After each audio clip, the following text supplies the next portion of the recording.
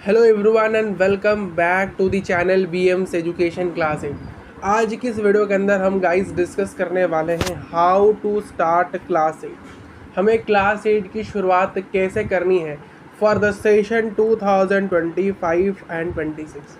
ये 2025 और 26 के सेशन के अंदर हमें क्लास 8 की शुरुआत कैसे करनी है, हाउ टू स्टार्ट क्लास 8 को कैसे हमें स्टार्ट करना है, उसके ऊपर गाइस हम डिस्कशन करने वाले हैं हमारा। देखिए, इस वीडियो का आपको स्टार्टिंग से लेकर एंड तक देखना है, जिससे आपको एक प्रकार से क्लैरिटी मिलेगी कि यार हमें इसी प्रकार से अपने क्लास 8 को स्टार्ट करनी है। तो यार इस वीडियो के अंदर हम कौन से चीज़ों को डिस्कस करने वाले हैं। देखिए गाइस, हम डिस्कस करने वाले हैं ऑल सब्जेक्ट स्ट्रैटेजी के बारे में। हम सभी सब्जेक्ट के स्ट्रैटेजी को डिटेल में डिस्कस करेंगे। आपका सिलेबस कब स्टार्ट होना चाहिए, कब एंड होना चाहिए, उसकी चर्चा करेंगे। आपको नोट्स कैसे बनाने उसकी बात करेंगे। आपको रिविजन्स कैसे करने, रिविजन्स बहुत ज़्यादा इंपॉर्टेंट होता है इतने बड़े सिलेबस को रिटेन रखना एग्ज़ाम टाइम तक। और आपको कैसे पढ़ना है, मतलब सोर्सेस क्या क्या अवेलेबल है आपके पास पढ़ने के लिए, वो सभी चीज़ें हम इसी वीडियो के अंदर डिस्कस करने वाले हैं। ठीक है, इससे क्या होगा, आपका जो बेंचमार्क, जो आपका टारगेट स्कोर है 95 प्लस या फिर 96% प्लस, वो आप एग्ज़ाम में ईजिली अचीव कर पाओगे। ठीक है, जो भी आपका टारगेट है। तो आइए सबसे पहले हम स्टार्ट करते हैं सब्जेक्ट के स्ट्रैटेजी से। सबसे पहला सब्जेक्ट क्या है, मैथमेटिक्स।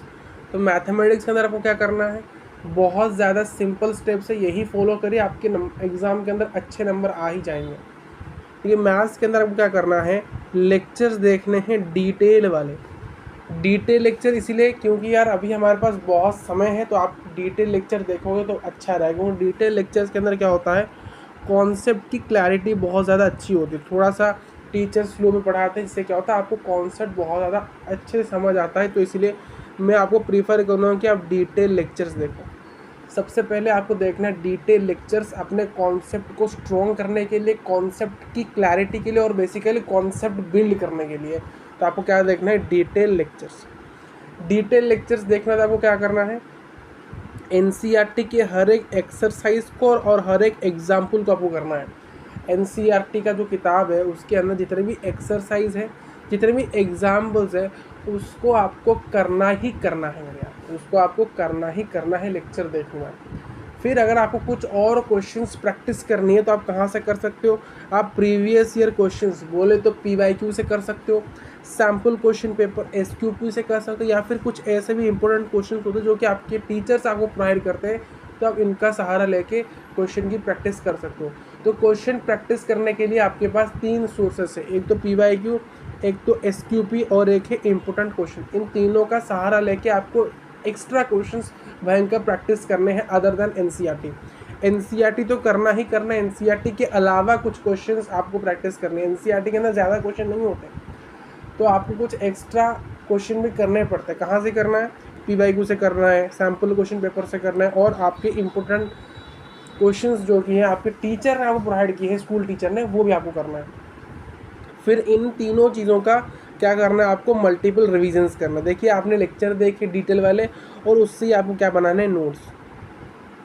और जो भी नोट्स बने इन्हीं को ही आपको बार बार रिवाइज करना है। देखिए, मैथ्स के अंदर ज़्यादा कुछ थ्योरी नहीं होता है, सिर्फ आपके फॉर्मूले होते हैं और कुछ कॉन्सेप्ट होते हैं समझने के लिए, तो उनको आपको बार बार रिवाइज करना है। और फिर आपको एनसीईआरटी क्वेश्चन रिवाइज करना है, हर एक एग्जाम्पल और एक्सरसाइज, और फिर जो अदर क्वेश्चन आपने प्रैक्टिस करिए, पीवाईक्यू, एसक्यूपी और इंपॉर्टेंट क्वेश्चन, इनको भी आपको प्रैक्टिस करना है मेरे यहाँ, मतलब रिवाइज करना है, बार बार क्या करना है, रिवाइज करना है। इन्हीं तीनों चीज़ों को आपको बार बार रिवाइज करना है। इन 3 थिंग्स को आपको बार बार मल्टीपल टाइम जितना हो सके उतना रिवाइज करो, जैसे कि पूरे आपके दिमाग के अंदर ये चीज़ें छप जाए और एग्ज़ाम में आप फाड़ के आ जाओ।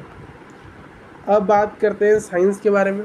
साइंस के अंदर आपको वही डिटेल लेक्चर देखना है कॉन्सेप्ट बिल्ड करने के लिए और कॉन्सेप्ट क्लैरिटी के लिए। ठीक है, तो आपको क्या देखना है, डिटेल लेक्चर्स देखने, और डिटेल लेक्चर देखने के साथ साथ आपको नोट्स बनाने हैं। साइंस के अंदर नोट्स इंपॉर्टेंट होते हैं, क्योंकि साइंस में ज़्यादा नोट्स भी होते हैं, तो आपको लेक्चर देखने के साथ साथ ही नोट्स बनाने हैं। ठीक है, और फिर क्या करना है, जैसे आपने नोट्स बना लिए, नोट्स को एक बार पढ़ लिया, फिर आपको आना है एनसीईआरटी के अंदर, और एनसीईआरटी के को रीड करना है। आपको एनसीईआरटी के हर एक लाइन को आपको बढ़िया से रीड करना है, और रीड करने के बाद आपको एनसीईआरटी के क्वेश्चन एंड आंसर्स कर लेने हैं।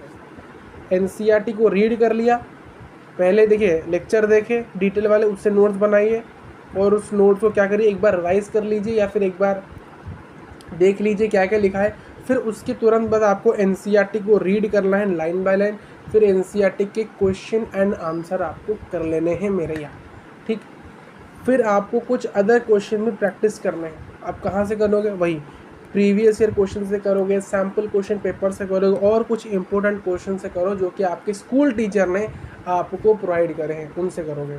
फिर इन्हीं तीनों चीज़ों का बार बार आप मल्टीपल रिवीजन करो। मैं तो कहूँगा क्यूमुलेटिव रिवीजन करना, मतलब कि आज जो मैंने पढ़ा कल उसको पहले रिवाइज करूँगा, फिर दूसरे दिन का पढ़ाई शुरू करूँगा, फिर तीसरे दिन की पढ़ाई शुरू करने से पहले इन दोनों दिनों का रिवीजन करूँगा, फिर तीसरे दिन को शुरू करूँगा।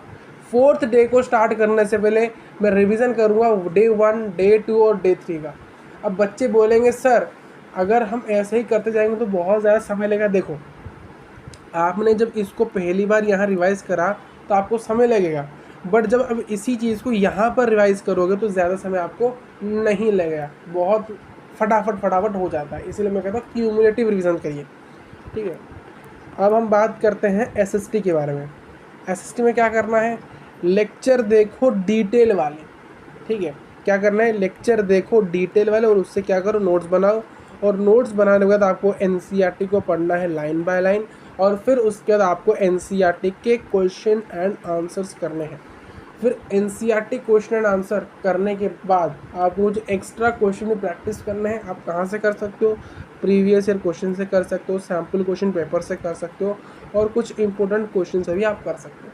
तो क्या मैंने कहा, लेक्चर देखो डिटेल वाले, फिर एनसीईआरटी को रीड करो लाइन बाय लाइन, फिर उसके क्वेश्चन आंसर कर लो, फिर एक्स्ट्रा क्वेश्चन प्रैक्टिस कर लो पीवाईक्यू से, सैम्पल क्वेश्चन पेपर से और इम्पोर्टेंट क्वेश्चन से। फिर इन्हीं 3 थिंग्स का मल्टीपल रिविजन्स करो, जितनी बार हो सके उतनी बार कर लो। फिर हम बात करते हैं इंग्लिश, हिंदी और संस्कृत के बारे में। इंग्लिश, हिंदी और संस्कृत के अंदर आपको क्या करना है, देखिए इंग्लिश हो या हिंदी हो या फिर संस्कृत हो, तीनों के अंदर आपको सेम स्ट्रैटेजी फॉलो करनी है कि यार आपको सबसे पहले लेक्चर देखने हैं डिटेल वाले, ठीक। और अगर कुछ नोट्स भी है तो नोट्स बना लेना उसके साथ साथ। फिर आपको एनसीईआरटी पढ़नी है लाइन वाइन, क्योंकि एनसीईआरटी के लाइन से ही यहाँ पर क्या बनते हैं, एमसीक्यूज बनते हैं, और जो एक्सट्रैक्ट बेस्ड क्वेश्चन होते हैं वो भी कहीं ना कहीं एनसीईआरटी की पारा से उठ के आते हैं।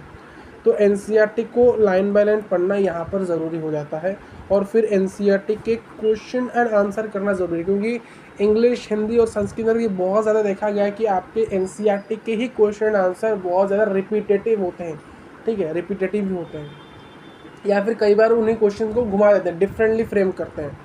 एनसीईआरटी का मान लो क्वेश्चन है, उसी क्वेश्चन को क्या करें, डिफरेंटली फ्रेम करके आपको एग्जाम में पूछ लेंगे, ठीक है, बट आंसर उसका अल्टीमेटली वही होगा जो आपने याद किया था पहले या फिर जो भी आपने पढ़ा था पहले, वही उसका अल्टीमेटली आंसर होगा। सिर्फ क्वेश्चन को पूछने के तरीके को उन्होंने थोड़ा हट के कर दिया, मतलब थोड़ा सा डिफरेंटली क्वेश्चन उन्होंने फ्रेम किया, बट आंसर इज सेम, ठीक है। तो आपको एनसीईआरटी के क्वेश्चन आंसर करना बहुत ज़रूरी है, क्योंकि इससे डायरेक्ट सवाल भी आते हैं या फिर वो क्या करेंगे, डिफरेंटली घुमा के क्वेश्चन पूछ लेंगे, ठीक है। फिर आपको क्वेश्चन एंड आंसर्स की प्रैक्टिस करनी है पीवाईक्यू से, एसक्यू पे से और कुछ इंपॉर्टेंट क्वेश्चन से, ठीक है।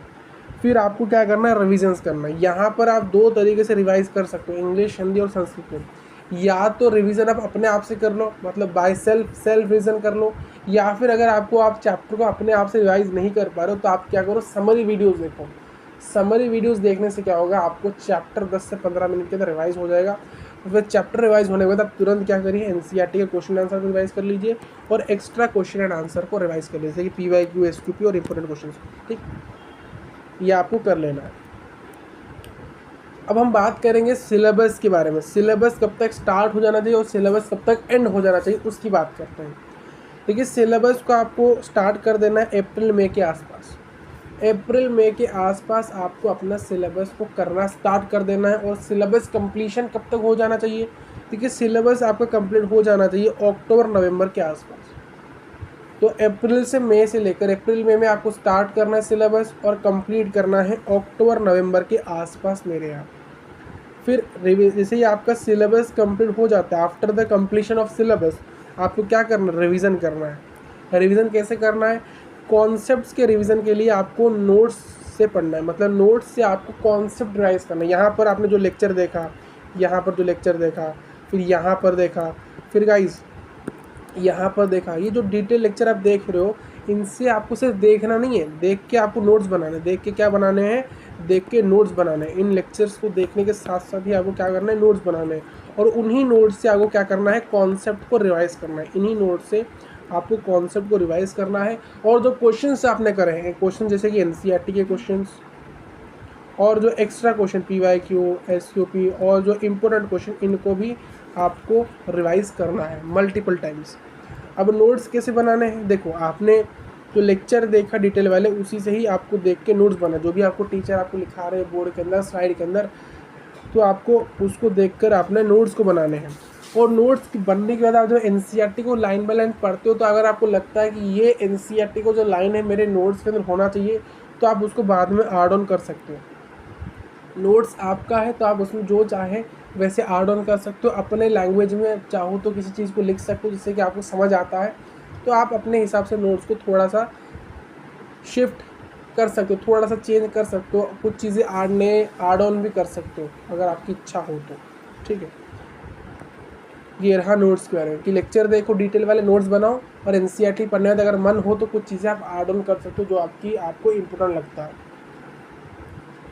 अब रिविजन्स कैसे करने हैं मेरे यार, रिविजन्स देखिए, रिविजन्स आपको दो तरीके से करने हैं। एक तो पढ़ने के साथ साथ करना है, मतलब डेली जो पढ़ रहे हो उसको रिवाइज करना है उसी दिन।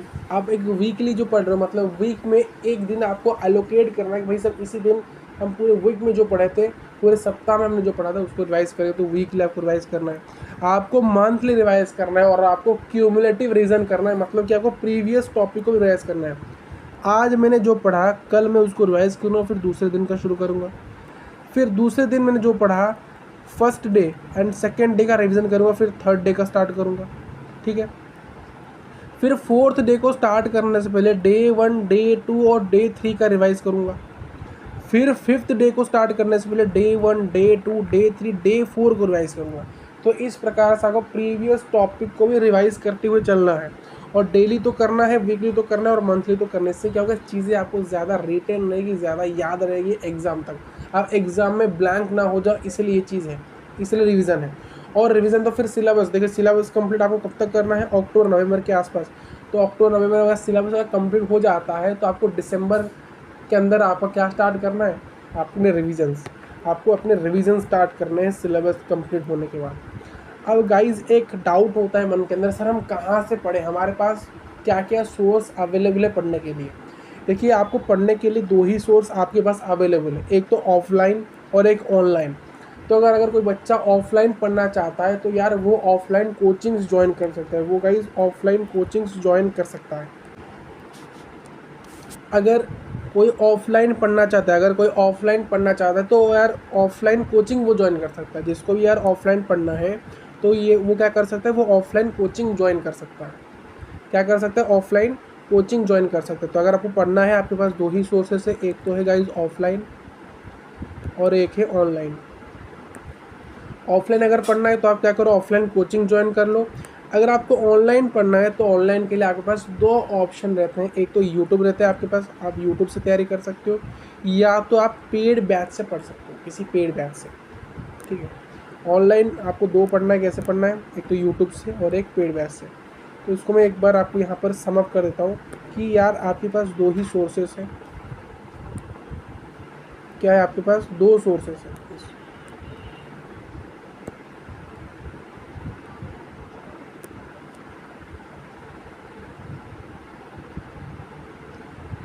पढ़ने के लिए आपके पास जो सोर्सेस है वो दो अवेलेबल है, एक तो ऑफलाइन, एक तो ऑनलाइन। ऑफलाइन आप पढ़ सकते हो किसी ऑफलाइन कोचिंग को ज्वाइन करके, अगर आपको कोई ऑफलाइन कोचिंग अच्छा मिल रहा है तो वहाँ आप ज्वाइन करिए, वहाँ अच्छे से पढ़िए, अगर आपको ऑफलाइन पढ़ने की इच्छा है। अगर आपको ऑनलाइन पढ़ने की इच्छा है तो आपके पास दो ऑप्शन अवेलेबल है, एक तो यूट्यूब, आप यूट्यूब से पढ़ सकते हो, या तो आप कोई पेड बैच ले सकते हो ऑनलाइन से, उससे आप पढ़ सकते हो। ये आपके पास ऑप्शंस अवेलेबल है पढ़ने के लिए। तो इस वीडियो के अंदर हमने बहुत ज़्यादा इन डिटेल डिस्कशन किया है कि आपको कैसे क्लास 8 की शुरुआत करनी है, तो मुझे लगता है इस वीडियो के बाद आपको कोई अदर वीडियो देखने की ज़रूरत नहीं है। तो that's all for today's video. मिलते हैं नेक्स्ट क्लास के अंदर, तब तक के लिए thank you for watching this video. और गाइज़, अगर आपने इस चैनल को अभी तक सब्सक्राइब नहीं किया तो प्लीज़ इस चैनल को सब्सक्राइब कर लीजिएगा। तो मिलते हैं नेक्स्ट क्लास के अंदर। Thank you for watching this video.